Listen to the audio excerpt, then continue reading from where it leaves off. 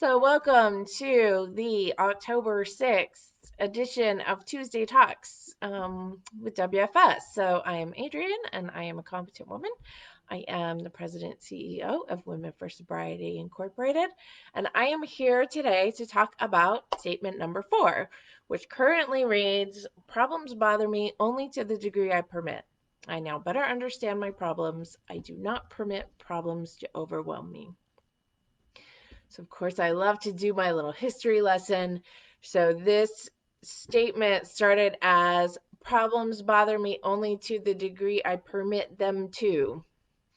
And when we revised the program booklet in 2017, a few of us grammar nerds were like, that doesn't seem to be grammatically correct. So we just took the them to off the end, which I'm sure someone could explain the grammatic reasons why that is more appropriate, but I don't know them off the top of my head. So our statement 4 was problems bother me only to the degree I permit them to. Now it's problems bother me only to the degree I permit. What I thought was really interesting was the original thought action was we now better understand our problems and do not need substances as coping mechanisms. And I hadn't seen that before until I started my research for today. So I thought that was very interesting.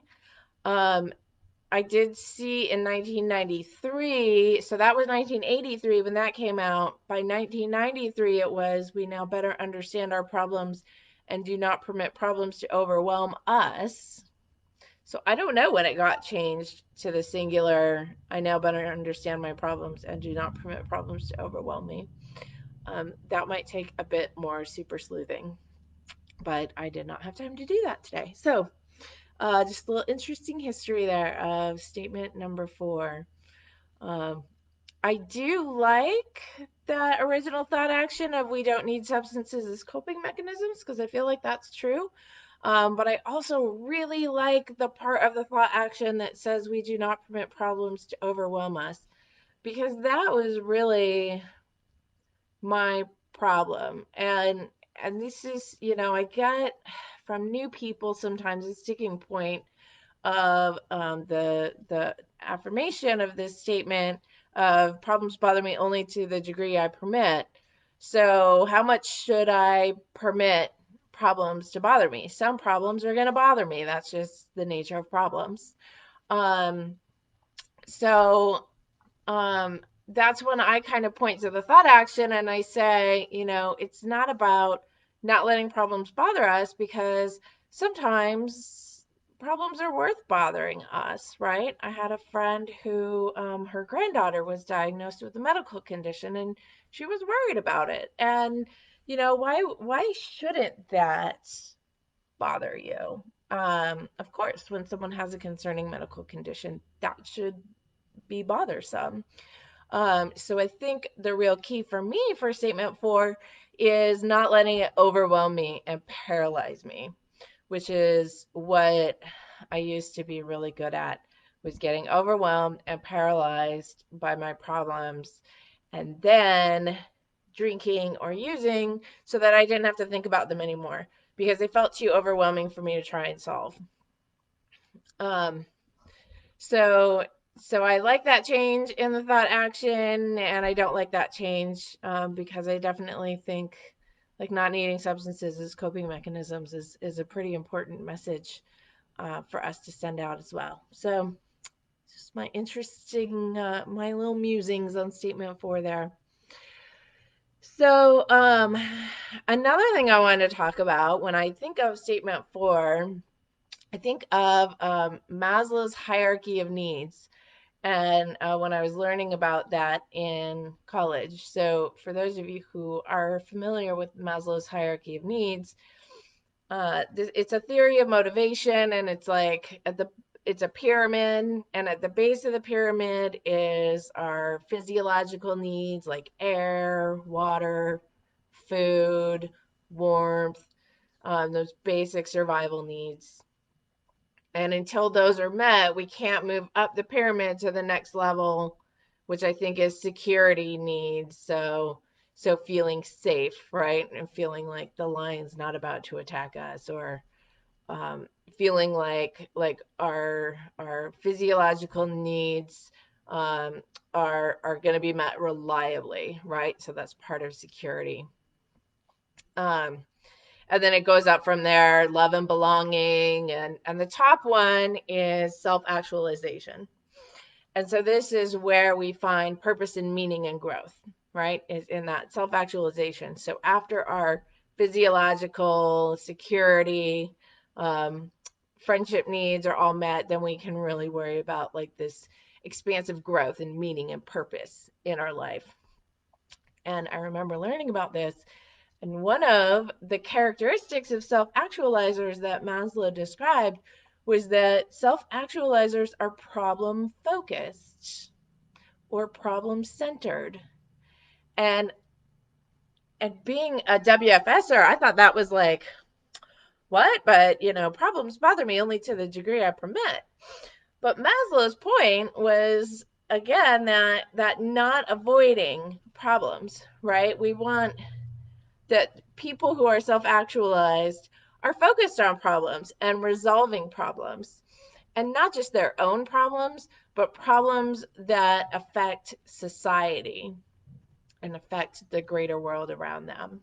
And so I just thought that was really interesting, that that's one of our like higher needs as human beings. One of our highest functions is to be problem centered, to be looking at problems and to be finding solutions for problems, not just for ourselves, but for others as well.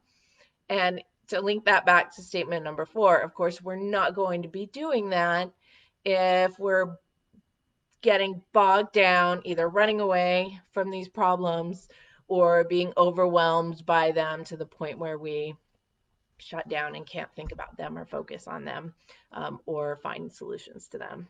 So there's another weird nerdy fact about problems. All right, so, but I know a lot of you are looking for pragmatic, valuable tips that you can use for your recovery. So it's all well and good to say, we have to proactively address our problems. We have to, we have to take action. We can't run from them. We can't hide from them. We can't be overwhelmed by negative feelings about them. So how do we actually do that? And that is always the trickier thing. So my number one tip, and I have a lot of tips for this one, so I'm going to kind of cruise through them. My number one tip for statement 4 is to just wait it out. So we often we have a problem and we want to solve it right now. And often the problem doesn't have to be solved right now. Like unless there's a car pinning someone down, you might be able to wait. And you can wait till your emotions kind of process and catch up before you try to solve that problem. So sometimes taking a pause and just letting your brain kind of chew on a problem can really help you reach better solutions and more long-term solutions. Another tip that I use to keep myself from being overwhelmed by my problems is to reality check, right? So we all know how our brain can blow things out of proportion, or jump to conclusions, or mind read what someone else is thinking or what their motivation is. And the truth is, like, most of those things aren't based in reality. So we can take a brief reality check, right? What are the actual facts of this situation, or of this problem, this thing that I'm struggling with? And step back from my personal emotions and my own interpretations, and just look at what are the actual facts.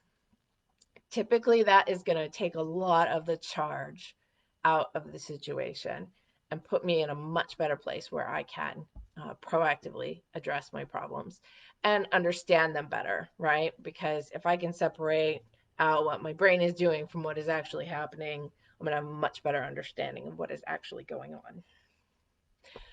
on. Sister Mac taught me this one. So the control, no control list. So if you have a really big problem, you make a list. And on one side of the paper, you write, these are the things about this problem I can control. And here are the things that I can't control. So I can, I should have thought of an example. I might be able to control my thoughts, my behavior, my reaction to a problem. I can't control your thoughts, your behavior, your reactions to the problem. And the nice thing about that is now I don't have to worry about problem solving your reaction or your interpretation or taking responsibility, number 13, for your part in the problem. I can focus on the parts that I can control and what I can do about the situation, and what I can do to resolve whatever problem is bothering me. So that can really, I think, help take a lot of the charge out of things. Uh, if you have a close friend, of course, it's always great to bounce things off your friends, but that's not always possible, right? So trying to take yourself out of your own mind and put yourself into your friend's mind. So what would my best friend say about this? What would my mom say about this? What would my cousin say about this? Whatever. Especially if I have someone who's really good at helping me problem solve, sometimes just taking myself back and trying to look at it from their perspective. What would they ask? What kind of questions would they ask? What would they suggest that I take into consideration? That can be really helpful. Of course, if you have someone that you can bounce things off of, that's also really helpful. So hopefully you have more than one friend that you can bounce ideas off of and can help give you perspective.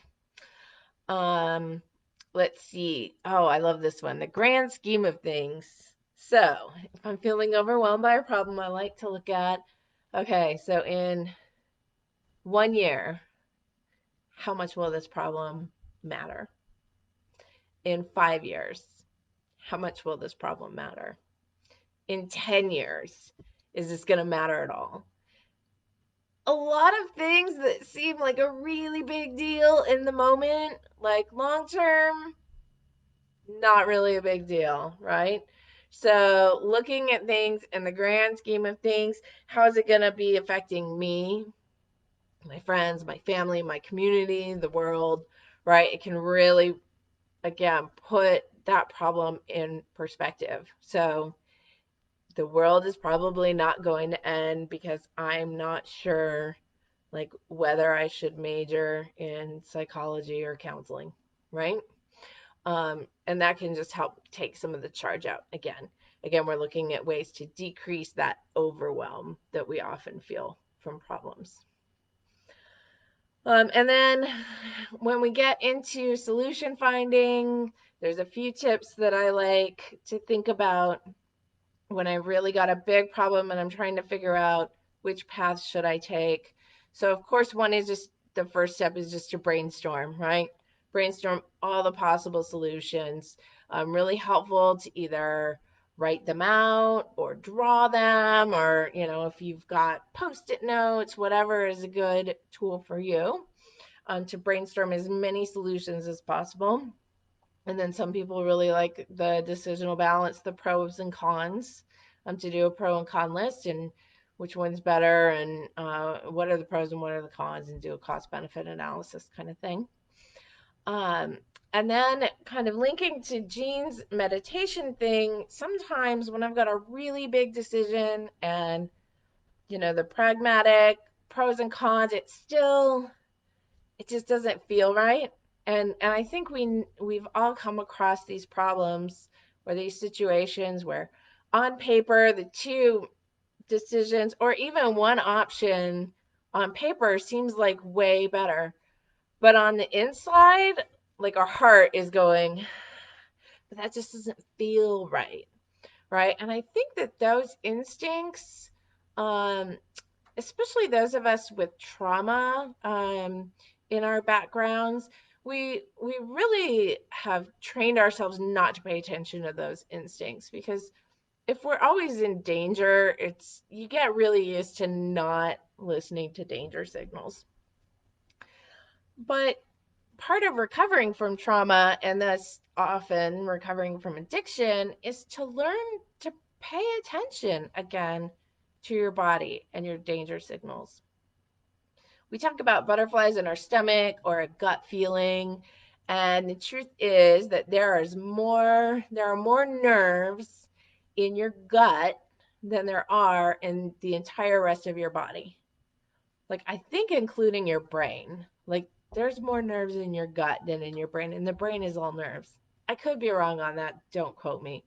Anyways, I know the gut has a whole lot of nerves. And so when we get butterflies in our stomach, or, we have our upset stomach because of nerves, like, that's usually our body trying to tell us something.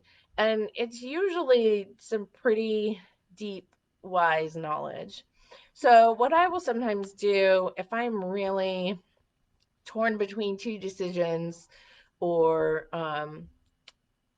one looks more logical but doesn't feel right, like, I'll set aside some time to visualize and meditate on kind of my two big solutions that I'm trying to choose between. So this involves really settling in, closing your eyes if you're comfortable with that, or maybe putting on music if that's helpful to you, to put on meditation music, and take about 5 minutes for each option and bring up the solution, and really kind of walk yourself through, what would this solution look like? Like, if I decide to implement solution A, what am I going to do? How do I kind of predict the world or other people involved? How do I see them responding to this? What do I think is going to happen? How can I visualize walking through that solution competently? And paying attention to the signals my body is sending me. Really tuning into that as part of that meditation. And then after, 5 or 10 minutes of that, repeating it for solution B or solution 2, right? I'm really visualizing, using all the five senses: touch, feel, taste. What do I think? How do I think that would go? And often my body will respond. Maybe the solution that looks good on paper, I notice at the end of 5 minutes that my shoulders are up by my ears and my stomach is in knots and flip-flopping, and I feel a little bit sick to my stomach, and my back is tense, right? And then after the other solution, I notice my body's relaxed. I feel peaceful. My stomach's not in knots. Like, it just feels right.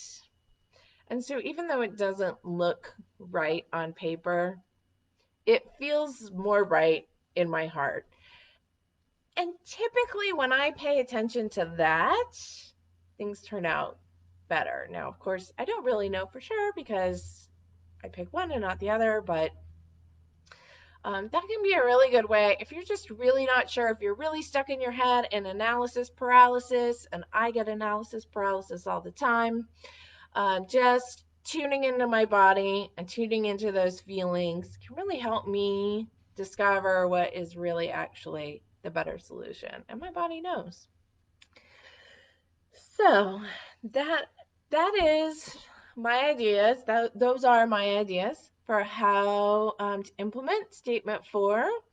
So facing your problems, seeking understanding, getting some reality-based focus on them, and proactively seeking solutions. So if you have any questions, I'm going to kill a couple more minutes or a couple more seconds, see if anyone pops any questions into the comment box. I hope those tips for statement number 4 are helpful for you. I love this statement. It's been one of the most helpful for me in my recovery. And I know a lot of people, especially in the beginning, are really latch onto it and really find it very helpful. So I'm not seeing any comments come up in the box. So I'm going to take that as a sign that we are all good for tonight and that nobody has any questions about statement 4. I'm really excited to come back in 2 weeks, and you guessed it, I will be doing statement number 5. If you want to share a little bit about your story next week, you can either just share some of your personal story, or if you have a cool recovery tip that you want to share with people or something that's been really important to your recovery, please reach out to Judith. She is an admin on the New Life Program Connections group, and she is always looking for brave women willing to put their face in front of the camera on WFS Tuesday Talks on Facebook Live. So thanks so much, everyone. Hi, Jean. I see you there. And I will see you all in 2 weeks. All right. Thanks. Bye-bye.